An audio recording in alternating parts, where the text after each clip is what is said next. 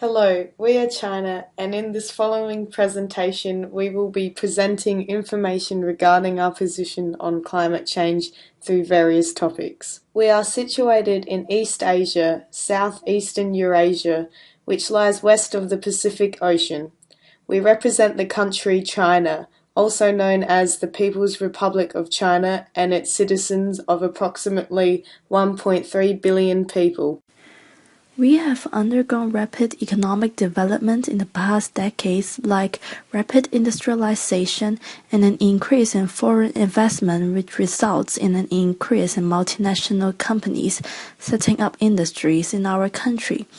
We have become the world's largest emitter of greenhouse gases and have overtaken US in 2007. In 2014, we contributed to 27% of the world's global emission. This graph shows the total carbon emission of the major emitters from 1970s to 2012. The black line represents our country, and we can see that our total carbon emission increases significantly over this period of time, especially since 2000. There's a sharp increase in our country's total carbon emission. So how did our country contribute to climate change? There are mainly two factors that lead to climate change. They are increasing carbon emissions through increasing energy consumption and industrialization in our country. And the second one is the serious air pollution, which results in increased heat trapping in the atmosphere. There is an increasing trend of energy consumption is because people has getting a luxurious lifestyle in our country, and we have become the world's largest country in terms of population. Moreover, our industrial sectors has contributed a lot. Concerning the energy consumption part, 90% of the energy are produced by fossil fuel in our country, and among the 90%, 68% are produced by fossil fuel, followed by oil and burning of gases. Actually, coal has led to serious degradation of the air quality in our country. We have been relying on coal as our main energy source, and we have become the world's largest coal producer. In 2015, we even increased the coal power plant's capacity by 55% in the first half year.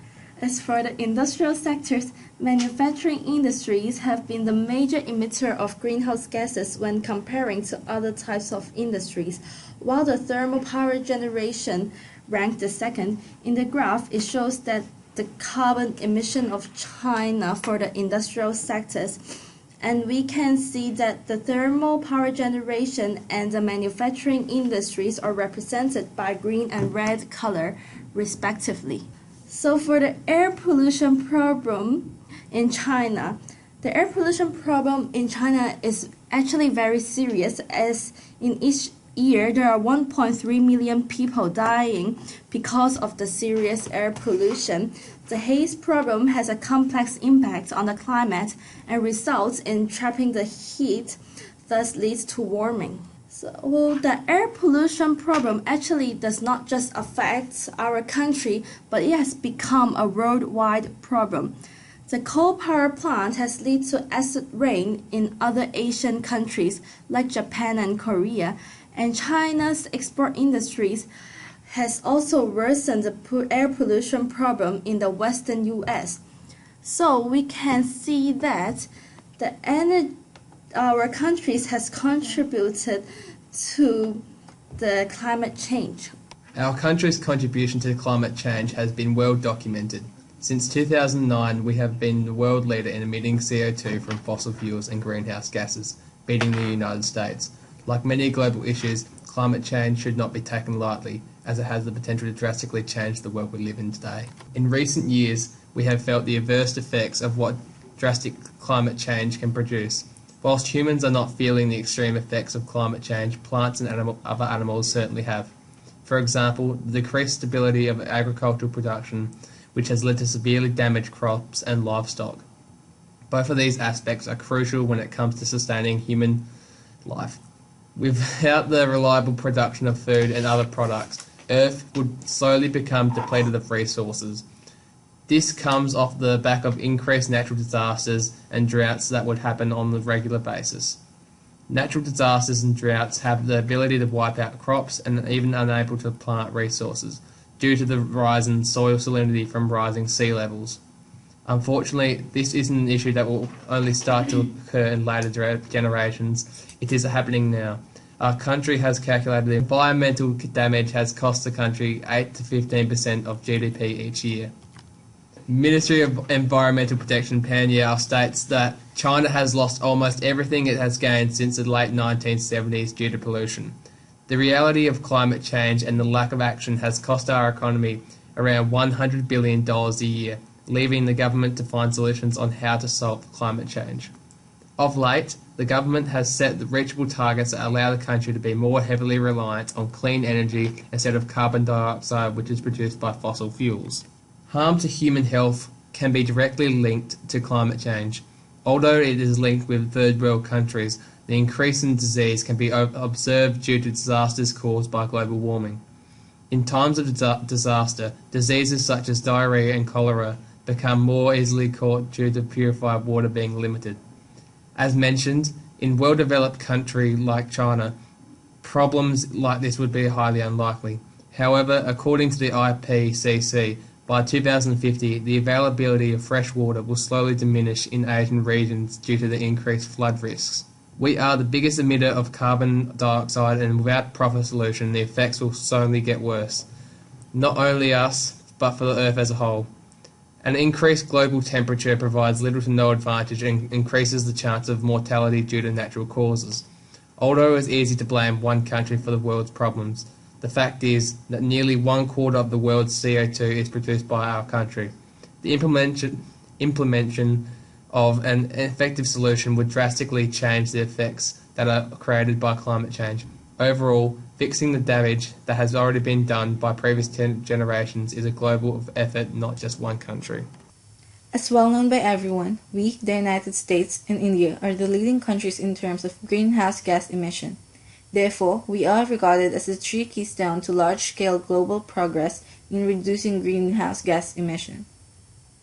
Without us, the United States and India's agreement, it will be impossible to accomplish the global goal of greenhouse gases reduction. While us and India are in the same position, the agreement between the United States and us are still in progress. India and us have a lot of overlapping factors, especially when it comes to climate change. Though India does not emit greenhouse gases as much as us, the two countries are considered to be in the same position as we are both in our developing state. Therefore, a sudden cut on CO2 and greenhouse gases would costly affect not only us but also India. Like Jay mentioned earlier, we and India are also two of the leading countries that use coal as our major energy source. Us at 70%, while India at 53%. Also, we in India have the world's third and fourth biggest coal reserves. This too is the reason why India and us emit more CO2 than the other countries, since coal is a third and 2/3 more intense than oil and natural gas.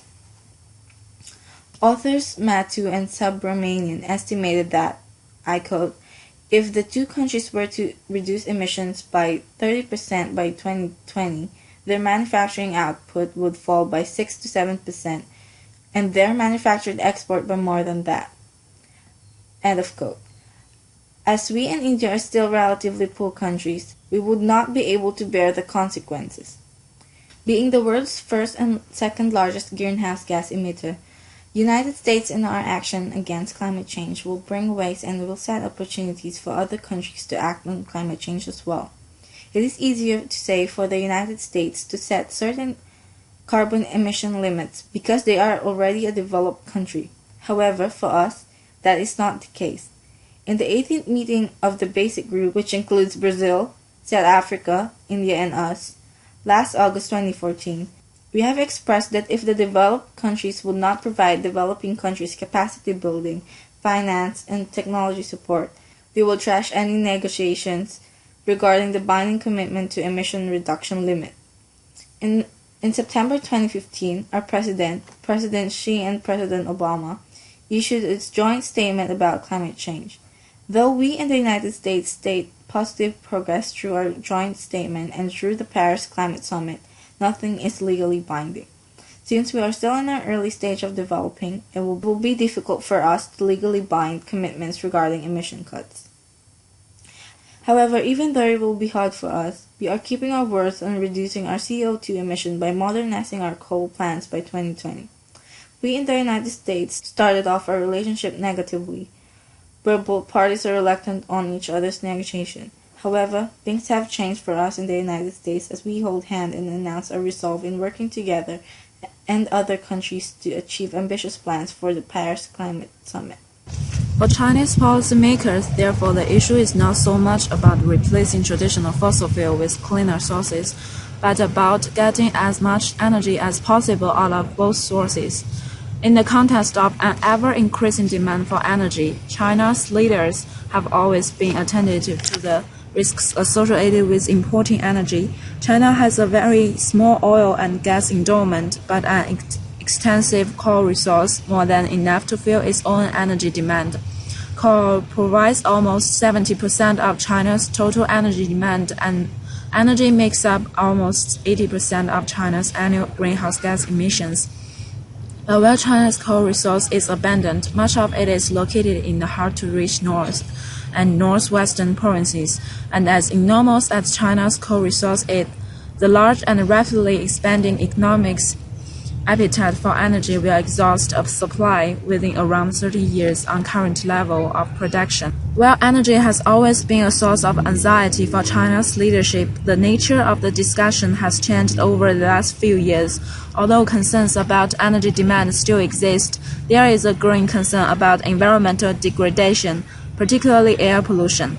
China experiences serious air and water pollution as a consequence of the last 2 decades of rapid industrial development. Not all of the pollution is caused by electricity generation, but coal-fired power plants are now widely seen as a major source of air and water quality degradation, as well as exacerbating the existing water crisis in the northern China. One result of this concern has been growth in the renewable energy industry. The industry has been charged with supporting an increasingly environmentally conscious domestic market. In fact, the smoke problem has now become so bad and so public, and the central government sees the smoke problem as a threat to social stability and ultimately the government's legitimacy. One interview is put in this way: if the government cannot bring blue sky to the public will doubt the government. Air pollution is one of the few areas in which civil society has played a role in pressuring the government to take action, but its role should not be overstated. It is true that not all smoke reduction policies benefit climate change mitigation. For example, coal gasification, which would reduce air pollution but increase greenhouse gas emissions. For now, however, the policies are notably reinforcing. Avoiding the impacts of climate change itself is a driver of climate change policy, albeit still a secondary one. China is already seeing the adverse impacts of climate change in the form of extended drought in the north, extreme weather events, flooding in the south, declining crop yields, rising seas, and glacier melt in Himalayas. A recently released Intergovernmental Panel on Climate Change (IPCC) report suggested China could face a worsened water crisis and more serious flooding, along with an increased risk of disease and changes to its ecosystem. In recent years, vulnerability to climate change has become an increasingly important factor in the minds of China's leaders. More difficult trade-off between climate and economic goals will be required in the 13th and 14th five-year plans, in which the government may need to ease growth targets if it wishes to keep on track reducing emissions. The next 5 to 10 years will test the strength of the Chinese government's commitment to reducing carbon emissions as a driver of policy. The relationship between climate, environment, energy, and economic policies is complex. The messages about energy, environmental degradation are fused into the concept of ecological civilization. The phrase refers to the Chinese leadership's belief that an emission and energy-intensive economy is not sustainable in the long run. It is regularly used to distinguish the kind of development path China seeks to pursue from the kind the developed world took, and it reflects the growing belief that economic gains must be balanced against environmental consequences. Although we globally emit the most carbon dioxide and greenhouse gases, we have various goals to reduce these emissions and ultimately peak and decline by 2030. Proposals for mandatory emission trading schemes were revealed in 2011, which supported greenhouse gas mitigation. Across the country, 7 cities were chosen to trial emission trading schemes, with Phase 1 expected to be completed by late 2015 or early 2016. Emission growth is to cease by 2030, after a pledge made by President Xi Jinping in November 2014, after coming to an agreement with the United States President Barack Obama. Additionally, we have plans to increase our use of renewable sources, such as wind and solar, as we target to implement 800 to 1,000 gigawatts by 2030. We hope that this will put political pressure on other countries and large polluters to focus on their own greenhouse gas emissions and encourage them to work towards emission regulations. Additionally, we want to encourage these groups to work towards future international agreements on climate change.